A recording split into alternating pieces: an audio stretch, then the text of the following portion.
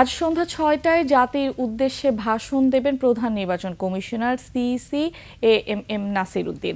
ঘোষণা করবেন ত্রয়োদশ জাতীয় সংসদ নির্বাচনের তফসিল।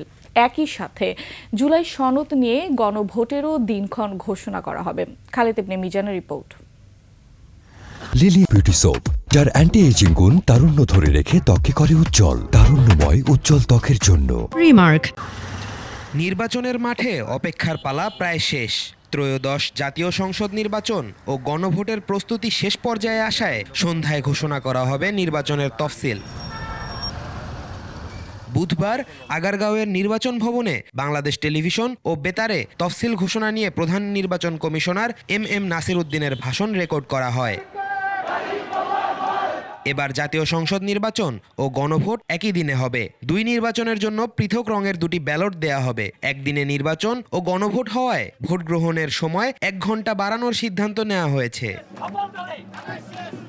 তফসিলে নির্বাচনের দিনক্ষণের পাশাপাশি থাকতে যাচ্ছে নির্বাচন সংশ্লিষ্ট অন্যান্য বিষয়।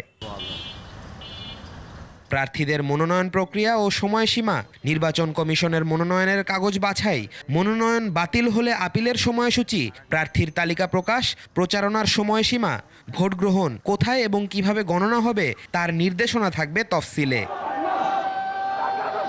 এর আগেই তফসিল ঘোষণার পর থেকে সব ধরনের বেআইনি ও অনুমোদনহীন জনসমাবেশ থেকে বিরত থাকার আহ্বান জানিয়েছে সরকার। খালিদ ইবনে মিজান, 21 টেলিভিশন, ঢাকা।